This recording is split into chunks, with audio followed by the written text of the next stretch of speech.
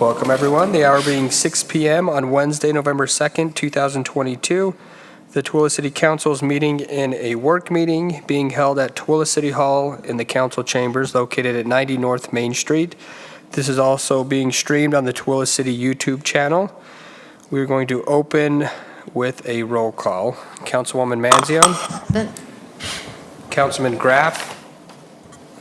Present. Joining us by phone. Councilman McCall. Present. I'm Councilman Brady. I'm also present. And Councilman Hanson is asked to be excused from this meeting. We'll move on to item 3, which is the mayor's report. Thank you very much, Chairman and Council. The first item that I just want to mention to you is that I did receive a letter. It is a water request for GB Tooele Land Holdings. This is a developer that is working on an industrial area down near the Belinder site, and they are just beginning work to put together the information to build their first building. And what they are asking for in the letter is basically to use our payment in lieu of bringing the water rights to Tooele City. And we just have really preliminary information right now. We are also working with them on a landscaping design that can meet code but use as the least amount of water as possible. And so we don't have an exact calculation yet, but I just wanted to give this to you so that you had an idea of what was coming. We'll bring this back for you to discuss and vote on at a future meeting, probably on our November 16th meeting, and we'll have a better idea, I hope, at that point for some water usage. Again, it is very minimal, and we have that in the code as an option to be able to provide some of those water rights payment in lieu so that we can bring more business to our city and provide jobs. And then I wanted to let you know that we have had a fantastic week celebrating Halloween. Last week, we held our 3rd annual Haunted Historic Park. It began last Wednesday, and it was through Saturday. Wednesday was a little cool, but the weather turned off wonderful, and they had a very great event. This really has become a favorite for the public and our community engagement division of the city who puts this on, and we're so grateful for all of their hard work.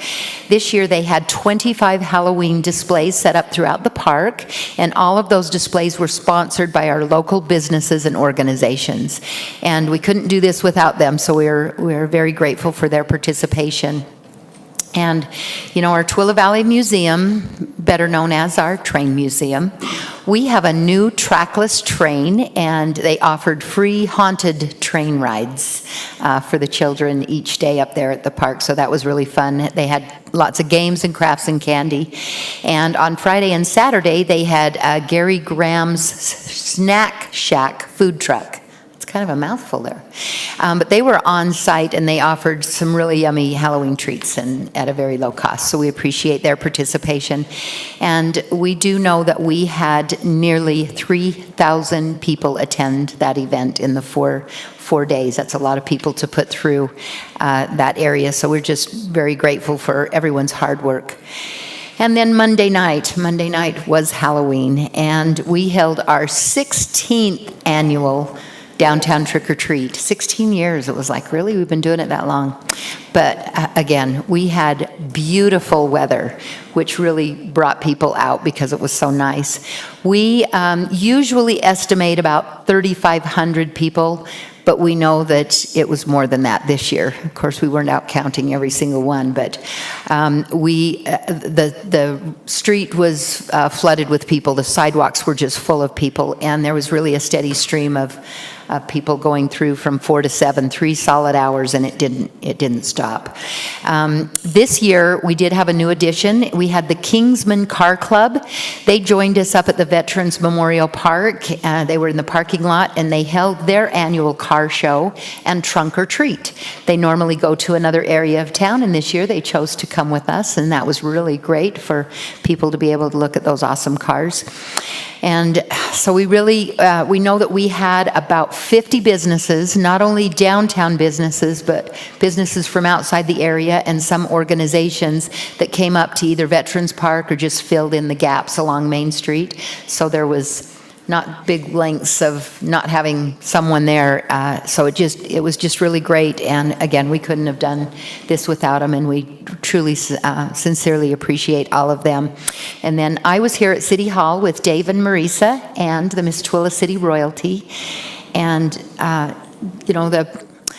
I heard so many thank yous. Thank you from the children that were getting the candy, and thank you to the adults and the parents and grandparents that were here saying thank you for having this activity. We appreciate it so much. And then, of course, all of those people wanted to have their picture taken with the Miss Twila City Royalty, and that was really great. And so we have lots of really awesome photos, and we're going to get those posted on our social media site really soon. So, of course, we'll do this again next year, and can't wait to see all the awesome costumes like we saw this year, and we're really glad that we're able to do this for our community. So that's my report. Thank you. Thank you, Mayor. We'll move on to item 4, which is the council members' report. We will start with Councilman McCall. The only thing I really have, because we canceled the COG last week, and but I did join the mayor and Marisa for handing out candy yesterday. That counts for a lot. Yes, it does. We were busy. She's right about that. And that's all I had. Okay, thank you. Councilman Graff, do you have anything to report? Yes, I attended the Haunted Historic Train Museum that the city sponsored, and that was great. I really appreciate it. My kids loved it, and I appreciate that we have those events. It's awesome. And that concludes my report. Thank you. Councilwoman Manzione. Sure. I also went to the Haunted Park as I went and helped one night and passed out information about the PAR tax that's coming up, so don't forget to vote. And that was really good. I had a lot of good conversations with people coming through the park there while I chatted while their kids were held. They were a captive audience while their kids did a craft, so that worked out all right. And we had some really good conversations there. And then I attended as a participant with my nieces, and my grandkids went, so that was really fun, and I appreciate the effort that went into that. And it was a great experience handing out candy at the downtown trick-or-treat, and I think it provides a great safe environment for people to come and go trick-or-treating. So I think it's also a great way for our businesses to advertise to our residents and get that information out there. And one thing I just wanted to bring up that's come up a couple of times now at Planning Commission is an ordinance that we have that, from what I understand, before I was on the council, it was changed several years ago about not requiring improvements on 50 West, 150, and Garden Street. It's come up a couple of times because some things have wanted to be developed along that, and or until they don't have to do any improvements on 50 West. And the last one that came up was an apartment complex. And when I look at it, this is my personal opinion.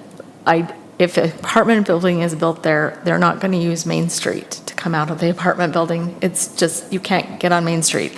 So 50 West by default becomes the exit and entrance for that. And without improvements to that road, that would be a nightmare, which we heard from several residents at the Planning Commission about that. So I'm wondering if we could revisit that decision or look at that information and see if there's something that we could maybe compromise so that, I mean, when I talk to the staff, I understand maybe why it was, I guess I understand maybe why it was done, but maybe we can find a compromise that works for everybody and it doesn't require us nothing. That's it. I was on the council when we had that discussion, so I remember bits and pieces of it, but life was kind of a blur back then, so it still is every day. All right, I also attended the historic park. I think it was very well done, and appreciate the staff who put so much time into that. I attended the Council on Aging, held at the County Health Building. I'm always just amazed at the different resources that we have in our community, especially for those who are in that age group or who have family that have dementia and things like that. So I encourage you to reach out to the health department if you fall into that category or have family who's in that category. I also attended the North Twilla Special Service District meeting. And then yesterday in our staff meeting with all the staff at City Hall, Michelle brought up the elections, that we will have to have a special meeting to certify the election results. But the problem is that it needs to be done before our next meeting. So I don't remember the exact dates. Michelle, do you? Yeah, we need to do it between the 15th and the 22nd. 15th and 22nd. But they felt like the 16th would be too soon. Okay. So I really wanted to try to get a date that would work for the entire council. So if you have a calendar you could pull up, or if maybe you just know off the top of your head, and we can do it at any time that works for everyone. We kind of threw around the date of that Friday. Let me see what day that was. The 18th? The 18th. Would that work for everyone here? I think it would be better for me if we did that in the afternoon rather than in the evening on the 18th. Tony, would the 18th work for you? I think that is a good day for me, yes. Okay, is there a specific time or just, I would rather do it earlier too, so it's not in the evening. okay, like 1, 2, 2 o'clock? That's a good time for me. Okay, Dave, would that work for you? Yes, it would. Okay, so tentatively, we'll plan for 2 o'clock on the 18th. And then I'll reach out to Councilman Hanson and see if that works for him as well. And we only have to have at least 3 of us here, correct? So as long as 3 of us can make it. Okay, we will plan on that. And that is all I have to report. So we will move on to our discussion items. The first one is item A, ordinance 2022-39. An ordinance of Tooele City amending the Tooele City Policies and Procedures Manual. This is presented by Cammie Perkins, the Human Resources Director. Okay, what we have tonight to discuss, just for a recap and the benefit of the public, as you're aware, we have a Policies and Procedures Committee that is comprised of your department heads. That committee meets and recommends policy changes, which is then taken to the mayor to give us a thumbs up or a thumbs down. And then the policy requires that we bring them to you for formal approval. We do add one extra step in there that's not required by policy, but we have found it's a great practice, and that is we send them out for employee review and feedback before we bring them to you for final approval. And tonight, I just would like to bring to your attention some policies that we're working on and give you a little bit of a preview before we officially bring you the final documents. One of the things that you'll see is that on here, there's a lot of just, on the tentative ordinance, there's just a lot of cleanup that we're doing. And by cleanup, I just refer to that as we put things in policy and then things change that we need to address. We find a word that is not the best word, and so we want to modify that, or we just need to do a simple, and in this case, some renumbering. So several of these changes in the beginning are going to be renumbering, and we would like to add our ethics and conflict of interest policy to our personnel policies and procedures manual. I gave you the draft of that, and just in summary, you approved that already as part of the purchasing policy.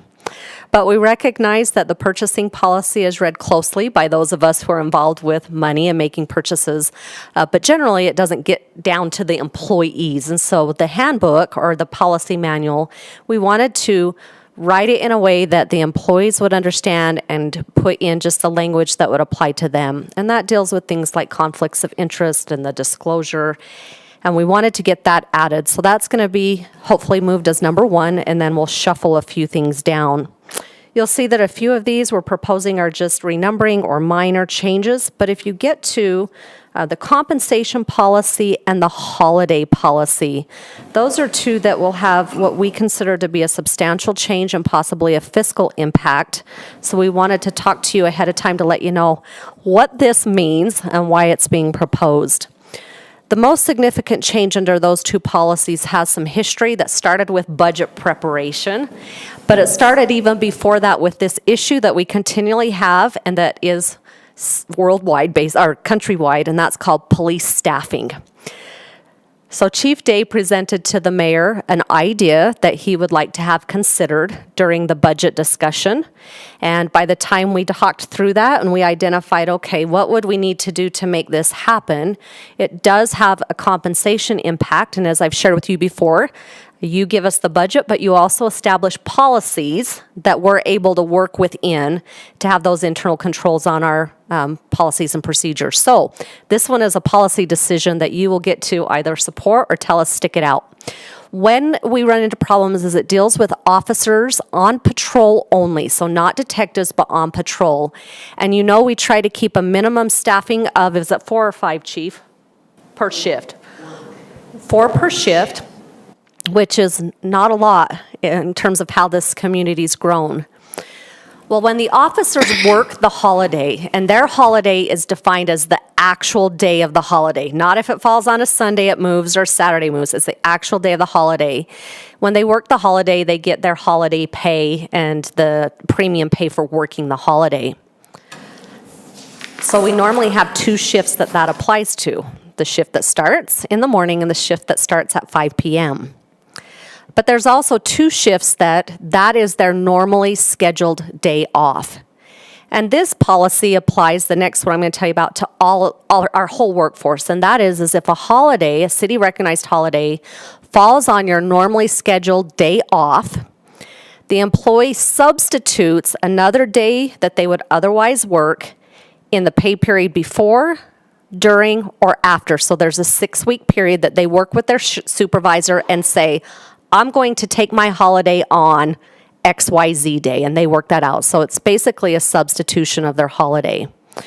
That works for most of our workforce, but what ends up happening with the police department is they still need those shifts covered, right? So they have 5 when we're in ideal situation. Right now we have a lot on field training or in the academy. But then I want you to think about what happens when we have some holidays that are big holidays and they're trying to get all of these holidays scheduled off for them. So the chief has talked with his team and it really does impact all of the shifts. What ends up happening is someone ends up coming in on overtime to substitute for somebody that had to take their shift off. So it causes some frustration, right? We got more now that we're telling them, no, you can't be off. You're coming on overtime. And then also it's impacting our budget. So the department came up with a proposal and said, is there any way that we can just buy their holidays when it's their day and it's off? So I want you to, I'm going to say that again. If they work it, they still get paid their benefit and the premium pay for the hours that they work that day. This is, we're talking about the patrol officers that are not scheduled to work and who would otherwise have to substitute another day. Now, the HR director in me, I initially said, wait a minute, wait. We want to make sure that they have their time off just like the rest of the employees do. And the chief said, no, they're on board with this because they understand the impact. They don't like to be short-staffed. They want to make it easy, and we have good, generous leave. So we have prepared for you, this impacts 2 policies. It impacts the holiday policy as well as the compensation policy that would give us the provision to, in essence, buy back at a straight time only, not overtime. That's where we're running into the fiscal impact.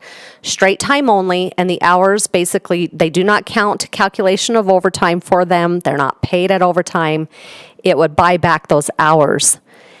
They equates to about 1,560 hours a year that we would be buying back and that we would have someone then on the shift.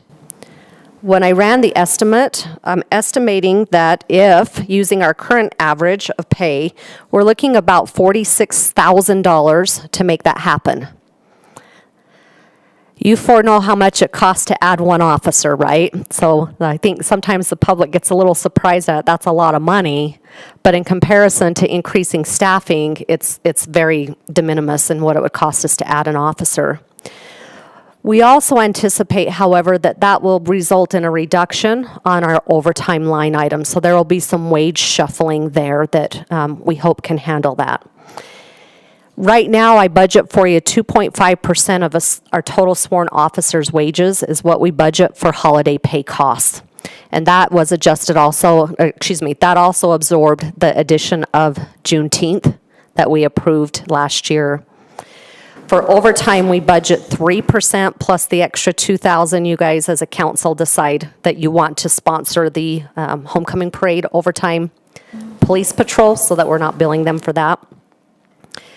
And we're anticipating that in the future, we may be able to reduce that percentage that we use for overtime and might have to increase a little bit the holiday pay because we would charge it back to that. But as of right now, we do believe that it will be very close to a wash and will help us with the impact in staffing. And I can see the chief would like to comment as well.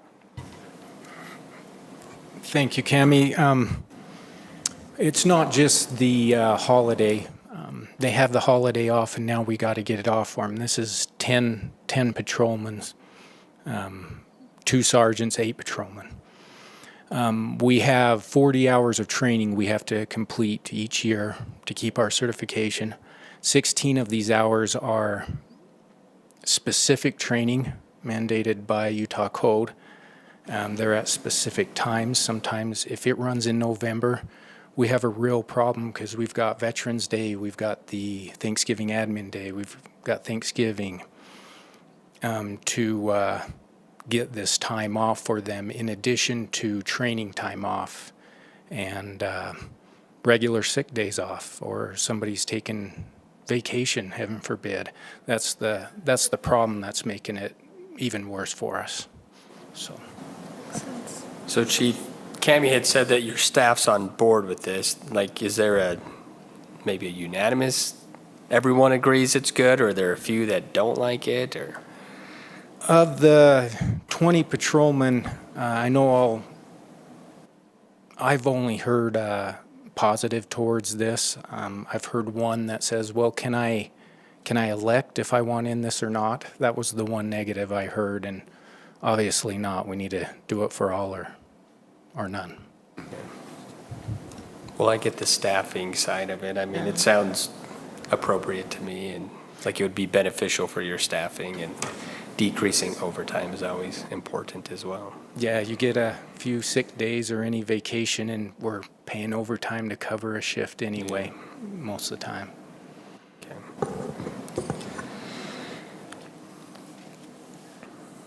I have sent these out to our workforce. You probably saw that on the email and received some feedback back. I did not receive any feedback from the patrol officers. In fact, the only feedback I got was from another employee that said, can we be included in that same thing because we end up having to work holidays sometimes too, and it would just make it, quote, easier for us.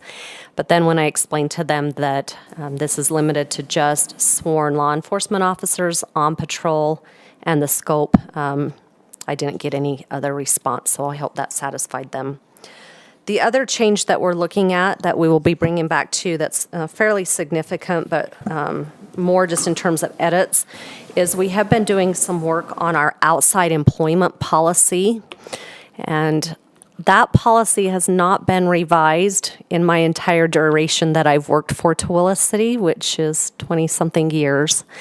There's been a lot that has changed with the remote workforce where people are working 2 jobs on the same hour, and we want to make sure that that's not happening. That's dealing with some remote work. But one of the things that's really important to us is, and the employees gave us some really good feedback, is a lot of our employees are in positions where they have to work second jobs to provide for their family, or they have to have side businesses. And we don't want to send a bad message to our workforce that we don't support that. But what we do want to make sure is that they're complying with the state code, which handles things like conflicts of interest and disclosure requirements for their position and their outside employment, as well as making sure that we have a means to say that it's okay as long as it doesn't impair your fitness for duty, your ability to do your city job, and your work has to be done outside of the work hours. We sent a draft to you, and we're reworking that one as a committee. After we got feedback from the employees, we got some really good feedback on that one from our employees, and it highlighted to me how many people we do have that are in situations where they're having to take secondary work to make ends meet right now. And so we're going to work on that to make sure that it's worded a little bit better so it doesn't seem so heavy-handed, but outlines that it's okay provided that these things happen. So you'll see a revision to that coming back.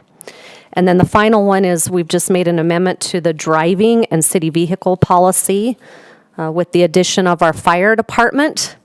We now need to make some changes in some of our guides and some of our things, and to provide for the fire chief to be able to use his vehicle within city limits for personal use.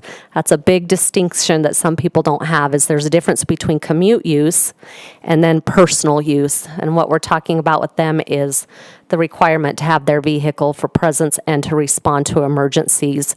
So therefore, it is limited to just within city use.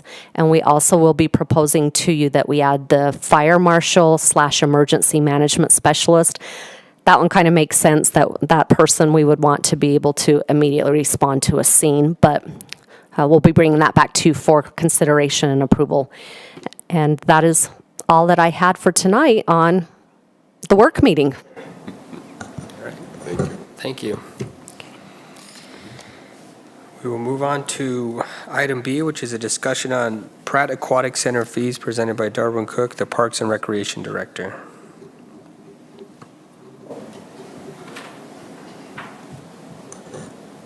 Evening, Council, and thank you again for allowing me to come before you and present this to you to kind of revisit what we've discussed. The fees of the pool, the last time they were updated was back in 2015. So as we've had quite a few changes over the last few years and some increase in costs and facility operations, that we're proposing a few fee changes. Josh, our pool superintendent, has reviewed other nearby pools and their fees and has made recommendations to the council based upon those similar type facilities. And we've discussed some of these fee changes. And in the last meeting, you had recommended that we visit the military fees and try to align them similar to the senior fees that we have proposed. So Josh has updated that on this new proposed fee, and in the right-hand column is the new proposed fee, and you'll notice that the senior and the military are now matching. One of the reasons we wanted to bring this back to you also for continued conversation was, Chairman, you had mentioned, just made a comment about the promotions and maybe trying to identify what the council would like to see in that aspect. The reason Josh was suggesting to remove the ones that we currently have is just because lately they just haven't been used, that we haven't been using them. But if there's another way that we could go about that, I know we do events there and we do different things where the superintendent has a promotion for some, first day of school or back to school or whatever have you, and we can continue doing things like that. But if there's another promotion that you guys would like to see or continue, or maybe just reinventing the wheel on these. I think it's more just trying to create an excitement to come to the pool and to come, Yeah. Yeah, I don't care if there's like a specific promotion or anything, but I just think it's important that we do some kind of promotion occasionally to try to get people there, and some of those families who maybe can't afford to go Right. on the normal price. So Yeah, and I think I do appreciate that the family night promotion or whatever, and maybe we could come up with something that does a family special or something on something to try to bring the families there. but that doesn't necessarily have to be listed in the As a Monday, it doesn't. We Right. can do it as a. I can't remember how it's listed, Roger. Do you remember how it's listed? Go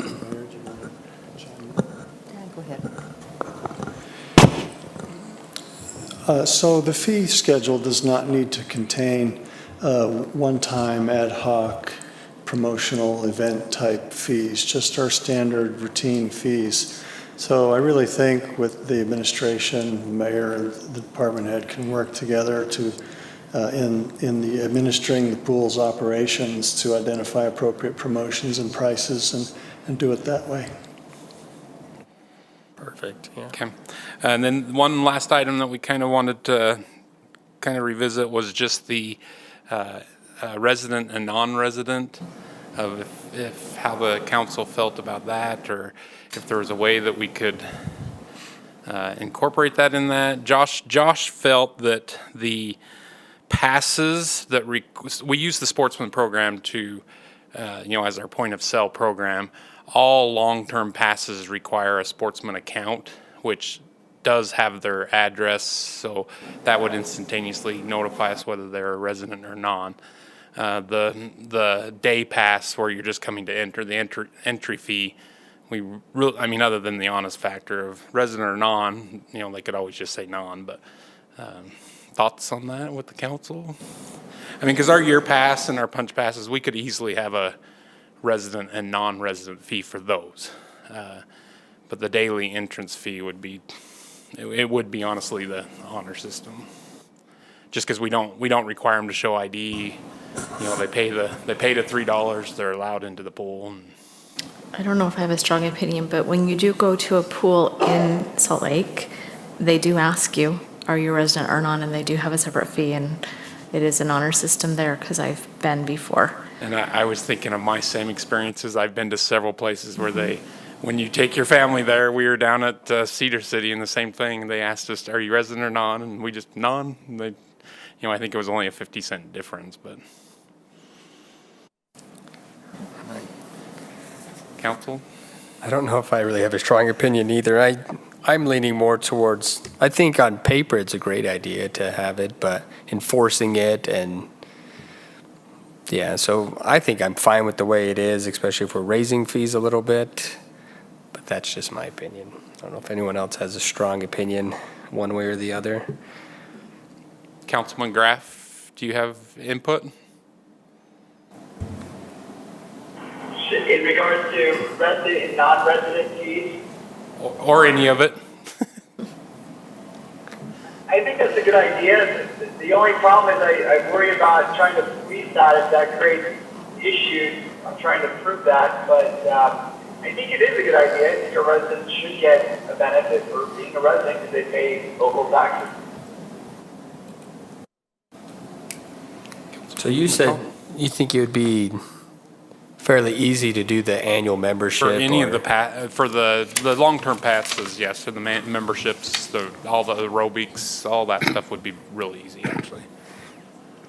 And most of the people who do come, whether it's they have a account in Sportsman because of the pool or because of the events that they participate in, most of them are in the system already. There's over 5,000 accounts in there, so. What kind of difference in the annual membership would you, like a dollar difference for, let's say, an adult? It's $180. What would you charge a non-resident? So on that very one, Josh had recommended $200. Okay. I think if it's reasonable like that, like $20 to me is reasonable, then I would support that on the memberships. Okay. Yeah, I would too. Councilman McCall, do you have any input? Direction, guidance? I'm torn, only because I was looking at the military thing, and I don't know, lean that way a little bit, and I know we don't have that many active duty military people here. We have a lot of veterans, but active duty we don't have that many. And I was looking at the fee, and I agree with the senior thing, but honestly, I would feel better if we're gonna let the seniors go in. I believe in giving seniors a discount, I really do, but I think it should be more than 61. You know what I mean? Like say closer to 65, and then maybe give them a bigger discount. And the active duty military, making them the same. So have an active, have a military discount, but then also have a active military discount? Right, I mean, because you could easily do that because they will have an active duty military card. You know what I mean? But just to go in and say I'm military and they can't show you any proof, What's the card called? Because that's what they it's an actually, ID card. yeah, that's what they, whatever that number card is, that's what they have them show them. Yeah, and if they're active duty, active or reserve, they're still active. I think we should show them just a little compassion, and not a ton, because this is not a lot. Either way you look at it, it's not a lot. That's just my own opinion. And I have to agree with Mazione. The citizens of Tooele are paying for that. Basically, I know the school board helps out a little bit, but then they also use it a lot. And I think visitors from other cities that utilize the pool should pay for it. I mean, they should pay just a tad more than a citizen that's paying taxes for it. It is going to be hard to police, I'm sure, unless they did buy the season pass. And I think we can just have it that we don't require the employees to police it. Right. Just Yeah, a just point of ask. sale. Yeah, just On be the your owner Point of system. sale, when they, the entry fee for 5 people, and they just say resident or non, and Right. whatever they say, that's what they go with. And that's what they go by, yeah. Okay. Other than that, I'm good. Any other input? Works for me. Oh, and then the lane rental, that was just if it was busy, right? Oh, They had thank the you. option Yes, to that was just rent if, a lane. yes, that's Okay. correct. Yeah, because that was one of our other parts of our discussion. That's Okay. correct. All right. And one of the new fees that we did have is for the patio is we are getting requests for, selected use of the patio so that people can have parties out there on the patio.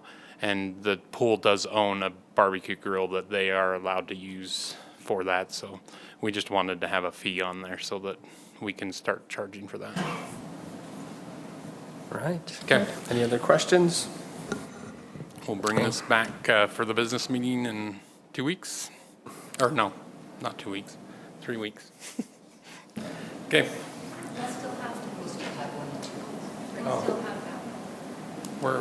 that's right, we're only in the 2nd of November. Yeah, 2 weeks. It's already going by too fast. It'll be Christmas before we know it. All right, and then we will move on to item 6, which is a closed meeting. We do not have a closed. We do have one item that will just take a Okay. few moments to update you on, if we could go upstairs to the conference room. Okay, perfect. So we will go to a closed meeting. I think I need a vote. Yep. So I will entertain a motion to move to a closed meeting. So moved. I'll second. All right, we have a motion from Councilman McCall, a second from Councilwoman Manzione. Councilwoman Manzione, Aye. Councilman McCall, Aye. Councilman Graff, Aye. and Councilman Brady also vote aye. All right, we'll go to a closed meeting upstairs.